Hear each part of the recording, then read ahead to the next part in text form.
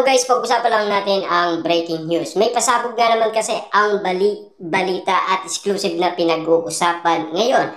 Diyos ko, Catherine Bernardo, balik sa teleserye. Dati ang ratings nasa 3%. Buti pa si Daniel Padilla, 56% ang serye sa Netflix. Walang iba kundi ang Incognito. At siyempre, para malinaw sa lahat, umina sina Daniel Padilla sa movie dahil sa kanilang love team. At umina din sila sa teleserye. Kita nyo naman, 3% lang ang uling ratings nilang dalawa. Kaya nga naman kasi, tinatawag yan na publicity ang iwalayan Katniel. Kita-kita nyo naman siguro, puro promotion ang balita kamakailan lang sa Katniel. Na alam nyo naman siguro kung bakit nga naman kasi pilit pinalalakas ngayon sina Daniel Padilla at Catherine Bernardo. Na alam nyo naman siguro, noong sila ay nagsisimula pa lamang, siyempre, nandyan pa ang kiliti at nandyan din ang tinatawag nilang magic. Lalong-lalo na yung kilig, nandyan pa rin. At siyempre, nakuha nila ang simpatsya ng karamihan. Lalong-lalo na kasi, kilig na kilig ang mga Delulu fans na Katniel fans. Na sana malinaw sa karamihan kung bakit nga naman kasi naging mahina sina Daniel Padilla at Catherine Bernardo. Almost 12 years na kasi ang kanilang love team. Siyempre, sa sobrang tagal, ayon kay Daniel Padilla, parang nagsawa na daw ang mga netizens at mga susuberang kapitbahay, lalong-lalo na ang mga Delulu fans kina Daniel Padilla at Catherine Bernardo. Kaya nga naman kasi inamin yan ni Daniel Padilla last 2023 na kung siya ang fans ng Katniel, magsasawa na rin daw siya. Kaya nga naman kasi pinag-iwalay, di ba?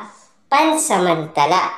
Kasi sinasabi nga naman kasi last 2024, after daw ng solo era ng dalawa, back-to-back na ang Katniel.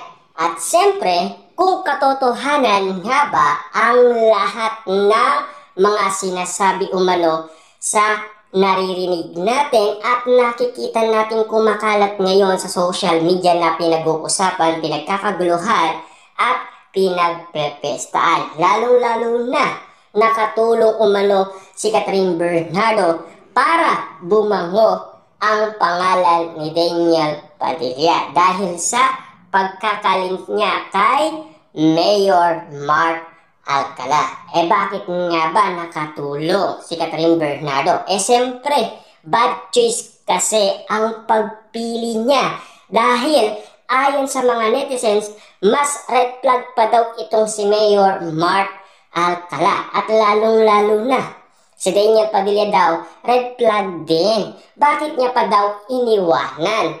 Kung hahanap din siya ng mas red flag pa kay Daniel Padilla. Kitang-kita niyo naman siguro ang mga resultang kumakalat ngayon sa social media na pinag-uusapan, pinagkakaguluhan at pinagpepestaan. Kaya nga naman kasi sinasabi ng karamihan, kawawang Catherine Bernardo. Grabe yung expectation nila. Lalong-lalo na kasi pati title ni Catherine Bernardo ay nauusgahan na ng karamihan. Kitang-kita nyo naman siguro kung bakit nga naman kasi dumadami ng ang mga haters ni Catherine Bernardo. Dahil nga naman kasi sa pagkaka-link niya kay Mayor Mark Alcala. Ika nga kasi ng iba, wow, Catherine Bernardo, walang sawa ang intriga at issue sa kanilang dalawa ni Mayor Mark Alcala. At lalong-lalo na, ito pa ang pinakamatinding balita. Diyos ko, Catherine Bernardo at Alden Richard nag-iwasan. Kaya deadma sa Award. Kita-kita nyo naman siguro, isang beses lang naman kasing nag-absent si Alden Richard. Si Catherine Bernardo, talagang absent na absent yan, di ba? Naani mo kasi pinag-uusapan at pinagkakaguluhan na iniiwasan daw ni Catherine Bernardo si Alden Richard. Meron pa ang pagkakataon na si Tita Min ang nakasama ni Alden Richard. Kitang-kita niyo naman siguro ang mga resultang kumakalat ngayon sa social media. Siyempre, alam niyo naman siguro kung paano nagsimula yan. Dahil si Alden Richard ay tinamaan daw ng matinding depresyon. Dahil alam niyo naman siguro, pumanaw ang kanyang lolo. At spotted na spotted yan na pinag-uusapan at pinagkakaguluhan. Lalong-lalo na nandoon din si Joros at Catherine Bernardo noong nakaburol ang lolo ni Alden Richard. At kitang-kita niyo naman siguro, doon pa lang daw ay iniiwasan na nila ang isa't isa. Kitang-kita niyo naman siguro kung bakit pinag-uusapan silang dalawa.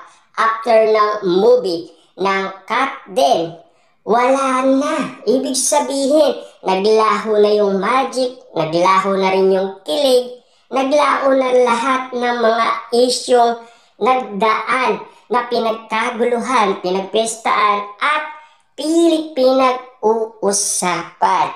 Dahil tumindi ng tumindi kasi ang kiligan moment. Lalong-lalo na yung titigan ni na Alden Richard at Catherine Bernardo na talagang pinagkaguluhan ng karamihan. Lalong-lalo na ang mga Delulu fans. Kitang-kita nyo naman siguro kung bakit sila pinag-uusapan noon.